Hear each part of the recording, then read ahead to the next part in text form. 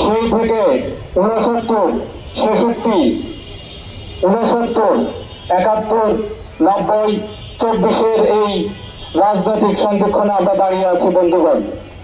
সে 1930 সালের মাত্র 65 জন বিপ্লবী জীবন বাজি রেখে যে ব্রিটিশ শাসনের বিরুদ্ধে রুখে দাঁড়িয়েছিল, সশস্ত্র বিপ্লবে জড়িয়ে পড়েছিল, এটি শুধু একটি সশস্ত্র বিপ্লব বলে উড়িয়ে দিলে চলবে না।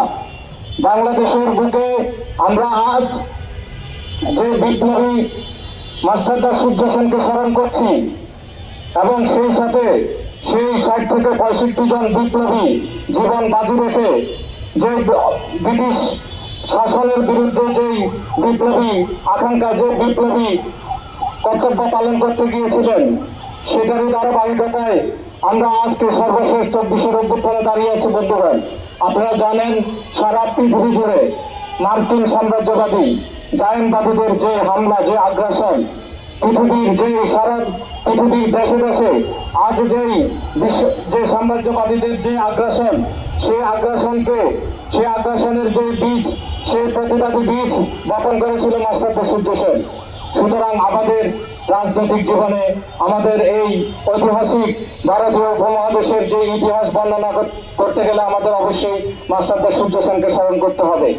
সেই সূর্য সেনকে স্মরণ করেই, সেই সূর্য সেনের রক্তের যে স্পিরিট, যে স্ফুলিঙ্গ প্রবাহিত করেছিলেন তিনি, সেই ধারাবাহিকতায় আজকে বাংলাদেশের ইতিহাসে আমরা একটা মানচিত্র নিয়ে দাঁড়িয়ে আছি বন্ধুগণ।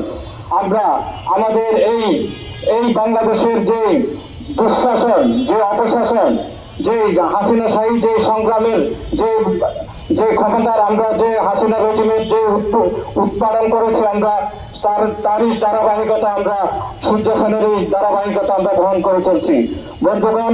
সূর্য সেনকে বলতে গেলেই সূর্য সেনের এই বক্তব্য, সূর্য সেনের যেই আদর্শ, সূর্য সেন যে আদর্শ নিয়ে, যে স্পিরিট নিয়ে আমাদের যে মেসেজ দিতে চেয়েছেন, সেটি বর্ণনা করতে গেলে সেটি বিশাল বর্ণনা, যেটি শেষ করা যাবে না। আমাদের কাছে সূর্য সেন একটি শিক্ষা হয়ে আছে। আমাদের যুব আন্দোলন আজকের বাংলাদেশের যুবকদের মর্যাদা নিয়ে দাঁড়াতে হলে আজকে সারা বিশ্বব্যাপী যে অপশাসন, দুঃশাসন, বিশ্বায়ন, যে সাম্রাজ্যবাদী আগ্রাসন, এই আগ্রাসনকে রুখতে হলে আমাদের আজকে মাস্টারদা সূর্য সেনকে স্মরণ করতে হবে। মাস্টারদা সূর্য সেনের স্পিরিট, মাস্টারদা সূর্য সেনের আদর্শ আমাদেরকে জাগ্রত রাখতে হবে।